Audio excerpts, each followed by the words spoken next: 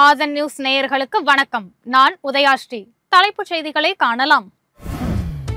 தமிழ்நாடு எப்போதும் டெல்லிக்கு out of control தான். 2026ஆம் ஆண்டிலும் திராவிட மாடல் ஆட்சிதான் வரும் என்று திருவள்ளூரில் நடைபெற்ற அரசு விழாவில் முதலமைச்சர் ஸ்டாலின் உறுதி. நாம் தமிழர் கட்சியின் ஒரே நிலைப்பாடு தேர்தலில் தனித்து போட்டியிடுவதுதான். 234 தொகுதிகளில் 50% பெண்களுக்கு ஒதுக்கப்படும் என சீமான் அதிரடி. அதிமுகவுடன் கூட்டணி தொடர்பாக பாஜகவினர் எந்த கருத்தும் தெரிவிக்க வேண்டாம். திமுகவை வீழ்த்துவது மட்டுமே நோக்கமாக இருக்க வேண்டும் என நயினார் நாகேந்திரன் வேண்டுகோள். உலக பெரும் பணக்காரர் எலன் மாஸ்குடன் தொலைபேசியில் பேசிய பிரதமர் மோடி தொழில்நுட்பம் மற்றும் புதுமை துறைகளில் ஒருங்கிணைந்து செயல்படுவது தொடர்பாக ஆலோசித்ததாக பிரதமர் மோடி எக்ஸ் தள பதிவு.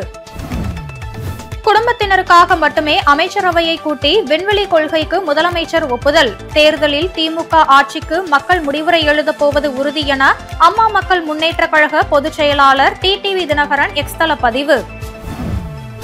மக்கள் நலத்திட்டங்களில் இந்தியாவிற்கே முன்னணி மாநிலமாக திகழும் தமிழகம்.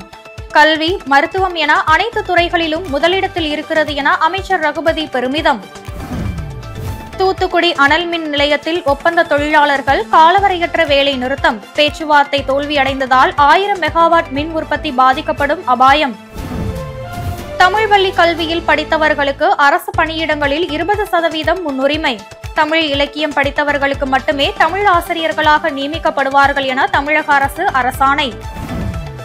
தொல்லியல் துறை சார்பில் உலக மரபு நாள் கொண்டாட்டம். திருமலை நாயக்கர் மகாலை ஒரு வாரம் கட்டணமின்றி பார்வையிட அனுமதி. ஆர்வமுடன் பார்த்து செல்லும் சுற்றுலா பயணிகள். தமிழகத்தில் அடுத்த 5 நாட்களுக்கு மிதமான மழைக்கு வாய்ப்பு. ஒரு சில இடங்களில் வெப்பம் அதிகரிக்கும். சென்னையில் வெப்பநிலை 36 டிகிரி செல்சியஸை ஒட்டியிருக்கும் என வானிலை ஆய்வு மையம் தகவல். இத்துடன் தலைப்புச் செய்திகள் நிறைவடைந்தன. வணக்கம்.